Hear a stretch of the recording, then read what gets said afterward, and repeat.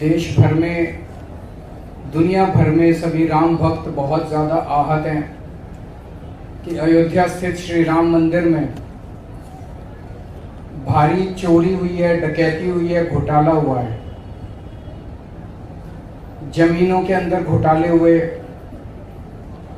भगवान राम के मंदिर बनाने के सस्ती जमीनें बहुत महंगे में ली गई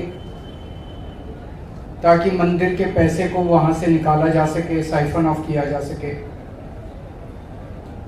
मंदिर के निर्माण में 40% तक की कमीशन खोरी की आरोप लग रहे हैं। सीसीटीवी कैमरे में आया है कि 40 दिन में 70 बार चोरी की घटनाएं कैद की गई हैं। जो लोग वहां चढ़ावा चढ़ा के आते थे वो सब चोरी हुआ है। ऐसे में लोगों को ये उम्मीद थी कि प्रधानमंत्री जी जिन्होंने ये ट्रस्ट बनाया, उस ट्रस्ट में उन्होंने सबसे खास आदमी अपने चुन चुन के रखे। लोगों को उम्मीद थी कि प्रधानमंत्री जी किसी भी चोर को, डकैत को छोड़ेंगे नहीं, उनको कठोर से कठोर सजा दिलाएंगे। लेकिन पिछले कुछ दिनों का घटनाक्रम ये दिखाता है कि सारे प्रयास किए जा रहे हैं चोरों को बचाने के, डकैतों को बचाने के। जमीनों के जो घोटाला हुआ उस पर तो जांच ही नहीं चल रही। में जो कमीशन खोरी हुई इस पे तो जांच ही नहीं चल रही। चढ़ावे के चोरी को लेके कुछ एक छोटी मोटी जांच, एक फर्जी एसआईटी बना दी गई, एक फर्जी एफआईआर पर लिख दी गई, तो लोगों को अब भरोसा नहीं रहा प्रधानमंत्री जी कुछ करेंगे। तो आज सुंदरकांड का पाठ किया गया और सभी राम भक्तों ने यह शपथ खाई है कि जब तक इन डकैतों को, इन चोरों को सख्त से सख्त सजा नहीं दिलवा देंगे, इनको सरेआम फांसी पे नहीं चढ़वा देंगे, तब तक चैन से नहीं बैठेंगे।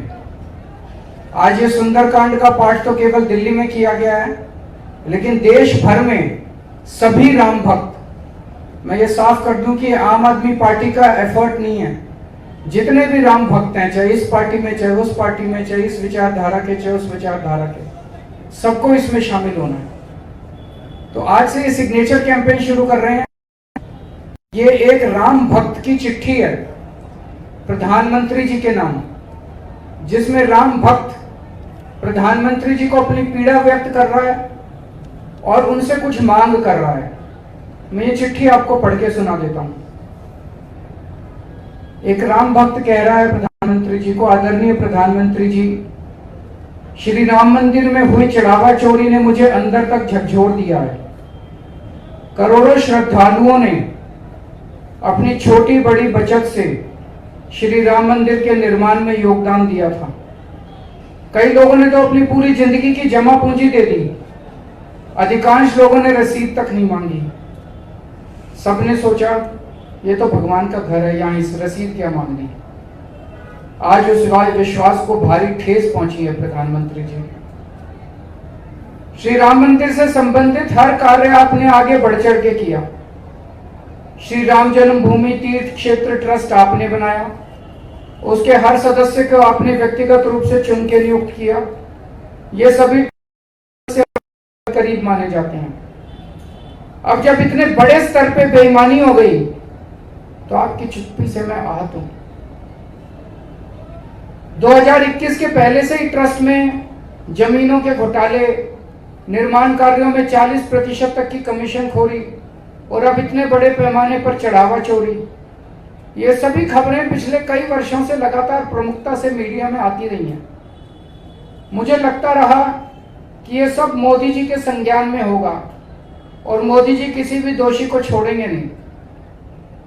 लेकिन पिछले कुछ दिनों के घटनाक्रम ने मेरे विश्वास को धक्का पहुंचाया है।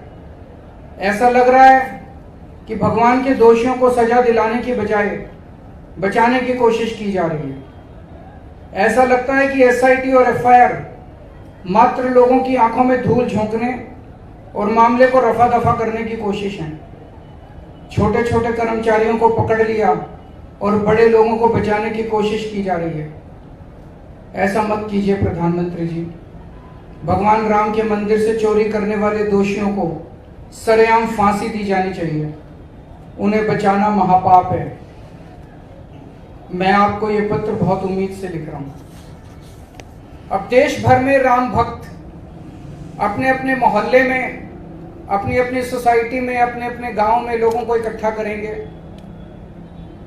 अपने घर में इकट्ठा कर सकते हैं, मंदिर में इकट्ठा कर सकते हैं, कोई हॉल बुक कर सकते हैं और वहां पे हनुमान चालीसा का पाठ करेंगे, हनुमान जी की आरती गाएंगे, ये चिट्ठी पढ़ के सुनाएंगे और सब लोगों से इस चिट्ठी पे दस्तखत कराएंगे। हमें उम्मीद है जब लाखों करोड़ों की संख्या में चिट्ठियां प्रधानमंत्री जी के पास पहुंचेंगी तो भगवान राम के आशीर्वाद से, हनुमान जी के आशीर्वाद से जो ये आज प्रयास शुरू किया जा रहा है, चंदा चोरों को फांसी जरूर मिलेगी। अगर आपके कोई एक दो प्रश्न तो सवाल है सर, आपने जो कार्यक्रम रखा है, बीजेपी कह रही है कि आप लोग हर बार चुनाव से पहले सॉफ्ट हिंदुत्व की लाइन पे आ जाते हैं। अभी कौन सा चुनाव है? आरोप जो है बीजेपी आप पे लगा रही है। अभी तो दिल्ली में कोई चुनाव ही नहीं है। लेकिन इस कार्यक्रम को लेकर बीजेपी कभी ना कभी तो चुनाव होते रहते हैं। देखिए, पूरा देश जानता है कि किसने भगवान राम का नाम वोटों के लिए इस्तेमाल किया।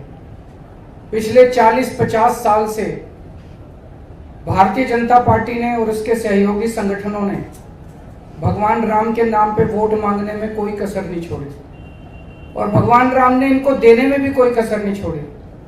इनकी केंद्र में सरकार बनाई, 21 राज्यों में सरकार बनाई, उसके बावजूद भी इन्होंने जिस तरह से भगवान राम के साथ विश्वासघात किया है, अब भगवान राम के यहाँ भी इनका कोई वो नहीं है।